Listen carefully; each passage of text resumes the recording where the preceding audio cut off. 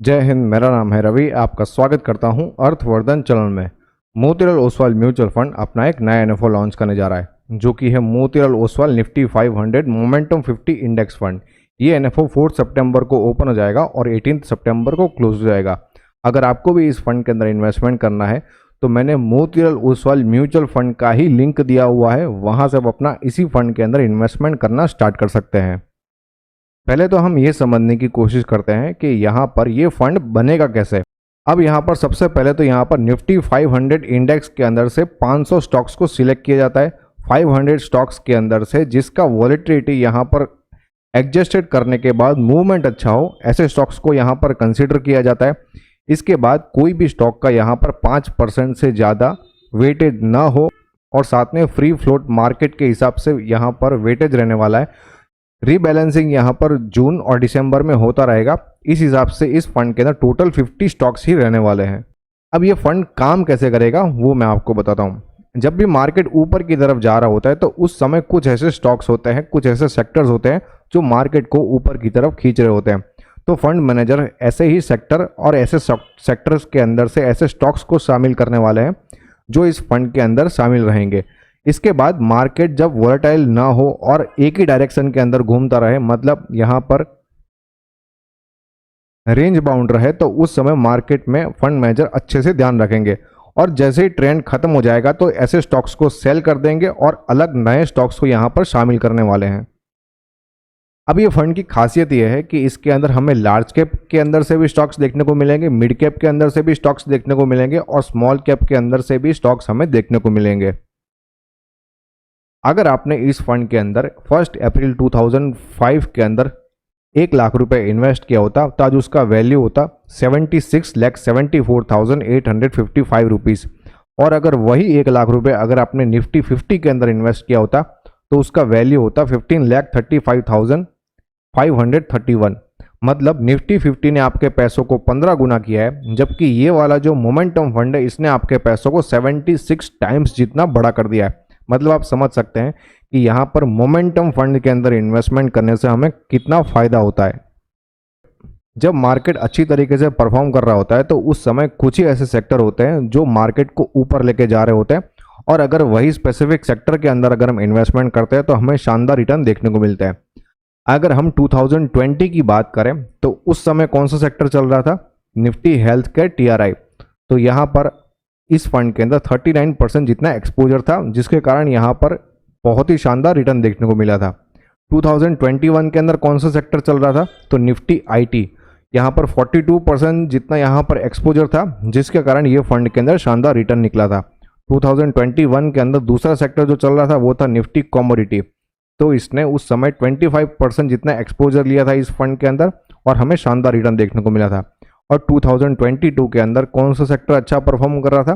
तो Nifty financial services.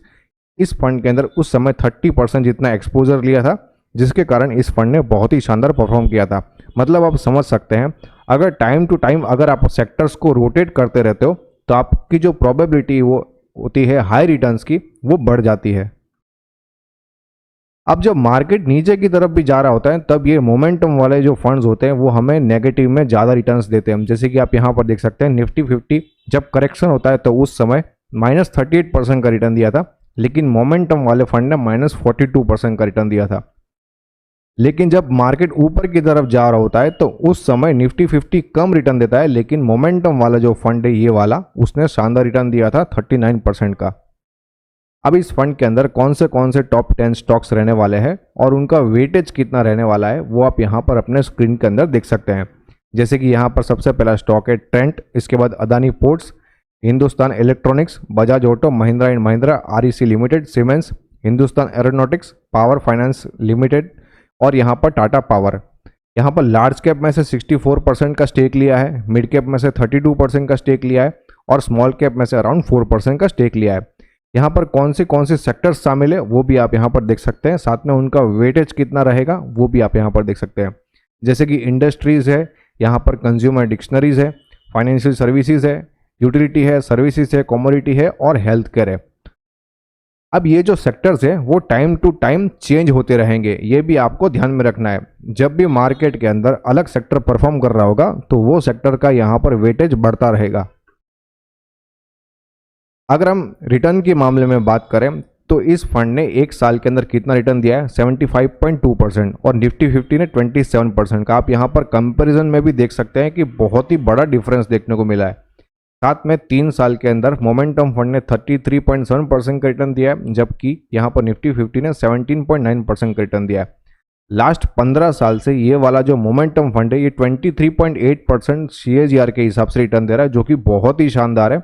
जबकि Nifty 50 13.2% CAGR के हिसाब से रिटर्न दे रहा है। अगर हम वॉलेटिलिटी की बात करें तो वॉलेटिलिटी बेशक यहाँ पर इस फंड के अंदर ज़्यादा देखने को मिलेगी, क्योंकि ये मोमेंटम बेस्ड फंड है। जबकि निफ्टी 50 के अंदर हमें यहाँ पर वॉलेटिलिटी बहुत ही कम देखने को मिलेगी। और रिस्क एडजस्टेड रिटर्न की बात करें तो बेशक यहाँ पर हम देख सकते हैं कि मोमेंटम वाला जो फंड है इसके अंदर हमें शानदार रिस्क एडजस्टेड रिटर्न देखने को मिल रहा है। SIP के तौर पर अगर हम बात करें तो हम देख सकते हैं यहाँ पर कंपेयर किया है निफ्टी 50 को ये मोमेंटम फंड के साथ में। एक साल के अंदर यहाँ पर इस फंड ने 82% का रिटर्न दिया है, जबकि यहाँ पर निफ्टी 50 ने 35.8% का रिटर्न दिया है। 3 साल में 46.5% का रिटर्न दिया है, जबकि निफ्टी 50 ने यहाँ पर दिया है 21.6%। और लास्ट 10 साल की बात करें तो ये फंड ने 27.4% CAGR के हिसाब से रिटर्न दिया है, जबकि निफ्टी 50 ने यहाँ पर 16.3% CAGR के हिसाब से रिटर्न दिया है। तो SIP के मामले में अगर हम फिगर्स को भी कंपेयर करके देखें तो अगर आपने 10,000 रुपीज़ की SIP स्टार्ट करी होती 10 साल पहले निफ्टी 50 के अंदर तो 28 लाख रुपीज़ आपके बन चुके होते। लेकिन वही अगर आपने 10,000 रुपीज़ की SIP मोमेंटम फंड के अंदर स्टार्ट करी होती तो आज उसका वैल्यू होता 51,48,000 रुपीज़ का। मतलब यहाँ पर आप देख सकते हैं कि क्लियर बहुत ही बड़ा डिफरेंस हमें देखने को मिल रहा है। अब इस फंड के अंदर हम देख सकते हैं कि यहाँ पर 500 स्टॉक्स में से ही मात्र 50 स्टॉक्स को शामिल किया जाएगा। और इस फंड की खासियत ये है कि यहाँ पर स्मॉल कैप को भी शामिल करने वाले हैं, जबकि हम दूसरा एक मोमेंटम फंड है निफ्टी 200 मोमेंटम 30 फंड, तो यहाँ पर स्मॉल कैप का कोई भी एक्सपोजर नहीं है। स्मॉल कैप का कोई एक्सपोजर ना होने के कारण यहाँ पर हमें निफ्टी 200 मोमेंटम 30 फंड के अंदर कम रिटर्न देखने को मिल रहा है, जो कि आप यहाँ पर भी चेकआउट कर सकते हैं। यहाँ पर कितना रिटर्न बन रहा है और यहाँ पर ये 200 मोमेंटम 30 फंड के अंदर कितना रिटर्न बन रहा है। अगर हम ग्राफ वाइज भी यहाँ पर चेक करते हैं तो यहाँ पर आप देख सकते हैं कि कितना बड़ा डिफरेंस हमें देखने को मिल रहा है। मोमेंटम वाले फंड ने यहाँ पर बहुत ही शानदार तरीके से परफॉर्म किया है over the longer period of time. Motilal Oswal Nifty 500 momentum 50 index fund, ये NFO 4 सितंबर को ओपन हो जाएगा और 18 सितंबर को क्लोज हो जाएगा। इस फंड का बेंचमार्क रहने वाला है निफ्टी 500 मोमेंटम 50 TRI और इस फंड का एग्जिट लोड रहेगा 1% फॉर 15 डेज। मतलब अगर आप अपने पैसों को विद इन 15 डेज रिडीम करते हो तो आपको 1% जितना एग्जिट लोड लगेगा। इस फंड का इनिशियल NAV 10 रहेगा और एक्सपेंस रेशियो जैसे ही फंड लॉन्च हो जाएगा वैसे ही आपको पता चल जाएगा। ये एक ओपन एंडेड कैटेगरी का फंड रहने वाला है, मतलब आप इस फंड के अंदर कभी भी अपने पैसों को इन्वेस्ट कर सकते हो और कभी भी अपने पैसों को रिडीम कर सकते हो। ये रेगुलर और डायरेक्ट दोनों मोड में अवेलेबल रहेगा। इसमें ग्रोथ और डिविडेंड दोनों ऑप्शंस देखने को मिलेंगे। अगर आपको अपना इन्वेस्टमेंट स्टार्ट करना है तो आप SIP, लमसम, SWP या स्ट्रिप चारों में से किसी भी मोड में अपना इन्वेस्टमेंट स्टार्ट कर सकते हो। वीडियो में हम आगे बढ़े उससे पहले मैं आपको एक बात बताना चाहता हूँ कि अभी हमारी एक सीरीज चल रही है जहाँ पर आप अपने क्वेश्चंस के आंसर पा सकते हो, वो भी वीडियो के अंदर। स्पेसिफिकली आपका नाम के हिसाब से मैं आपके जो भी क्वेश्चन होंगे उनको मैं सॉल्व करने वाला हूँ। तो ये सीरीज़ के अभी तक के 6 वीडियोस हो चुके हैं। अगर आपके मन में भी मार्केट के रिगार्डिंग या फिर म्यूचुअल फंड के रिगार्डिंग कोई डाउट है तो यहाँ पर आप कमेंट में डाल सकते हो। तो नेक्स्ट वीडियो बनाऊंगा तो आपका नाम भी यहाँ पर मेंशन करूँगा।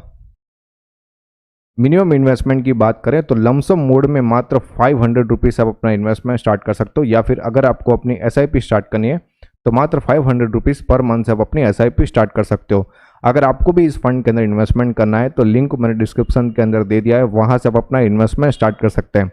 और साथ में जो ये लिंक दिया है वो है मोतीलाल ओसवाल म्यूचुअल फंड का ही खुद का ही लिंक है। अगर सीरियसली अगर आप अपना इन्वेस्टमेंट स्टार्ट करना चाहते हो तो नीचे दिए गए नंबर पर आप कॉन्टैक्ट कर सकते हो। अब मेरा क्या मानना है इस फंड के बारे में वो मैं आपको बताता हूँ। क्योंकि ये मोमेंटम कैटेगरी का फंड है तो जो बुल मार्केट के अंदर हमें पॉजिटिव मोमेंटम देखने को मिलता है, उसी हिसाब से बेयर मार्केट के अंदर हमें नेगेटिव रिटर्न उसी हिसाब से देखने को मिलता है। मतलब बेयर मार्केट के अंदर अगर स्टॉक्स नीचे जा रहे हैं तो उसी हिसाब से आपको भी यहाँ पर नेगेटिव रिटर्न ज़्यादा देखने को मिलेगा कंपैरिजन यहाँ पर निफ्टी 50 के हिसाब से। वो हमने आगे भी देखा था।